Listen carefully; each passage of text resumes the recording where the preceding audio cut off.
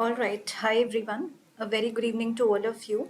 And I welcome back all of you to this free Shiksha Daily IELTS classes once again. So, as you are already aware of this, if you are watching us live daily, then definitely all my regular attendees would be knowing this that we are having these classes in the month of November as well. And we had started long back in June, and since then we have been proceeding and continuing with these classes. So, yes, I'm here today with a fresh new topic again, with a fresh new sub question for all of you. And today we are going to cover up short answer questions. And till now, so far, we have discussed the reading module and the reading module overview, what kind of questions are there, the overview and the syllabus timings, everything. And from 1st November, we started with these classes and we have been continuing so far with the reading module. And once we finish the reading module, then definitely we'll jump on to the listening, writing, and speaking, so on. So far we have discussed two kinds of question types, that is true, false, not given, and yes, no, not given. So these are the basic two kinds of questions which we have, finished so far. So today I am here with another subtopic for all of you, and that is your short answer questions. So let me quickly take you through the tips and strategies. What do you need to know about short answer questions? And then at last, in the end of the session, I'm going to show you a few sample question and answers, that how does short answer question actually look like. Okay, so before we actually proceed with our today's class and today's topic, I would like to remind all of you that please do not forget to subscribe to our YouTube channel, first of all, because we have lots of, free videos which have been uploaded just for you to practice from, and the free online material is available there in every video. There are lots of tips and strategies which I have shared so far in all of my videos regarding TOEFL as well as IELTS. So both the papers we have been, considering as important. We have been continuing with these two exams from the month of June and August for TOEFL. So yes, and second thing is which I want to remind you of is that you can register with us for free. The registration link is given just below this live video which is going on, and you can just register by clicking on the link. It will directly take you to our landing page where you will find lots of sample papers for IELTS related to each and every module, that is all the four modules. And definitely you can avail, the perk of getting in touch with our counselors as well. So yes, we have lots of expert counselors who would love to help you in every migrating exam, whatever question you have related to any migrating exam. So you can put forward to them all these questions and they will answer you free of cost. You do not have to pay a single penny for any counseling session. And of course, you can download the IELTS sample papers for free. So these are two perks which you can avail by registering with us, and the registration process is also absolutely free. All right, so after this piece of information, let me take you through today's topic, that is short answer questions. So, yes, let me take you through the definition first, or the description about this question. So let me read it out for you quickly. Many students face short answer questions amongst the easiest to answer. Yes, that's true. So you have to read a text and answer a set of questions about it in 1 to 3 words. So basically, the count of words or the word limit would be provided to you in the instructions. So you need to understand and listen to instructions. I mean, read the instructions very carefully, very cautiously, because the number of words would be present there, and you do not have to exceed that word limit. Second box says, because this type of IELTS reading question is generally not too difficult, it's tempting to try to rush through the questions. And this results in silly mistakes being made by the candidates. So be careful not to lose valuable marks this way.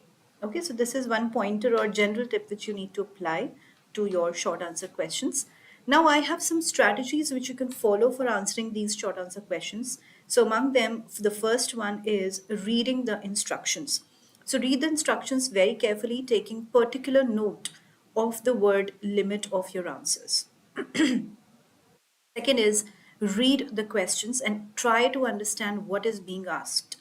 Third, underline the keywords in the questions. Also, think about possible synonyms for them.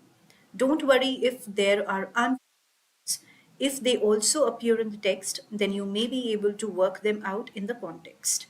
Alternatively, synonyms that you can do understand may have been used. Okay, so just be very careful of the synonyms and paraphrasing which have been used, because you will find that whatever words and phrases have been used in the questions, those won't be repeated in the passage or in the text. So you need to apply your brain, finding some synonyms and going for paraphrasing. Fourth strategy which you can apply is skim read the text. Now, guys, if you do not know what is skimming and scanning, then definitely you need to know as an IELTS candidate, because that is a part of your, general tip or maybe the strategy even. So definitely I have talked about skimming and scanning in detail in my previous videos when I was teaching you reading module in detail. So please do look out for that video in particular. Now skim read the text. Be alert for the keywords and synonyms you identified, but don't read it in detail. Definitely in detail reading is not required, because it might happen that sometimes you do not need a word or a phrase for the answer, and you just tend to waste your time, reading a lot in detail about it. So no need of that. Next thing is read the sentence first for each paragraph in a little more detail than the rest of the text, as this will introduce the main idea of the paragraph. Okay?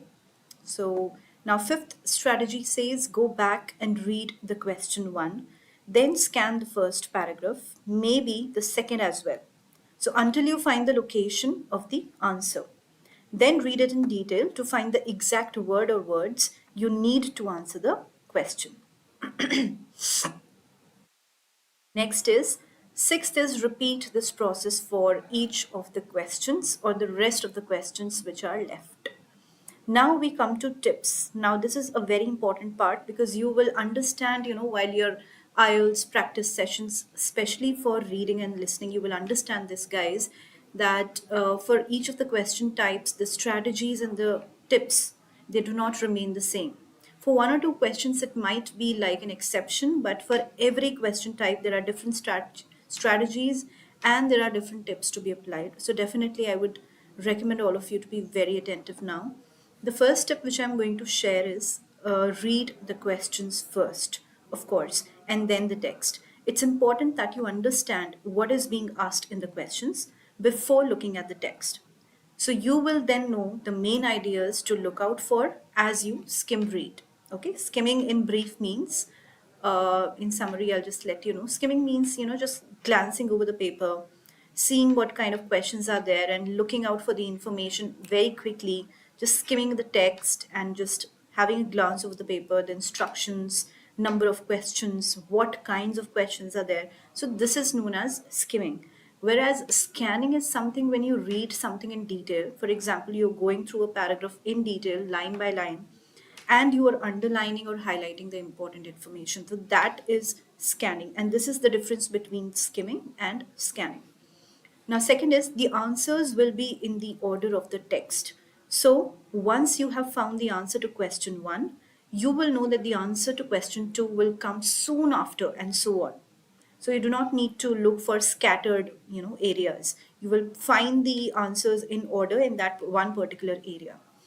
So third is don't go over the word limit stated for your answers.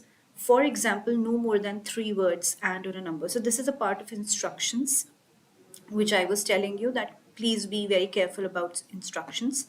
So if you do, your answer will be marked wrong, even if the information you give is correct. So definitely please be under the limit or within the word limit. For example, if they are saying no more than 3 words, then you cannot use more than 3 words. Your answer has to be within 3 words. It can be 1 word, it can be 2 word, or it can be maximum 3 words, but not beyond that. Fourth is use only the actual words from the text for your answer. So definitely you may need to change the tense of any verbs you use to ensure your answer is grammatically correct. But you cannot change the word completely. Definitely you need to use the words and facts which are given in the paper, and you cannot make a guess of your own. You cannot give your opinion. Reading these two papers in IELTS exam are very much factual. Okay, these are facts based.